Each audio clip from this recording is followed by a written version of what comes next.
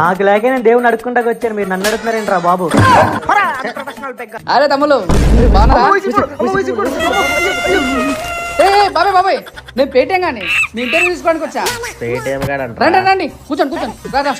బాబాయ్ నీకు 1000 ఇస్తా. బాబు రచ్చిన దగ్గర నుండి అసలు ముసలికి పింఛనే వస్తలేదు అని చెప్పాలి. చెప్తావా? ఎలా చెప్తారు? 4000 పింఛన్ ఎవరైనా ఎలా చెప్పమంటావు? కావాలంటే ఇదిగో 11 రూపాయలు ఇస్తా. అబద్ధం మాత్రం చెప్పను. అది కాదు బాబాయ్, డబ్బులు ఇస్తా. చెప్పరా? నీకు 2000 ఇస్తా. బాబు రచ్చిన దగ్గర నుండి రాష్ట్రం మొత్తం అల్లరితో అల్లకల్లో చెప్పాలి. డబ్బులు ఇస్తా తమ్ముడు. ఏంటి డబ్బులు ఇస్తావా? నేను అడుక్కున్నాను కానీ వయసు కాదురా. బాబాయ్ నీకు 3000 ఇస్తా.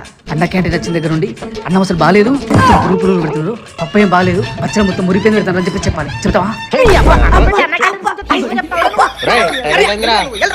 పద అన్న క్యాంటీన్కి పోదాం. అన్న క్యాంటీన్ గురించి తప్పుగా చెప్పాలంటే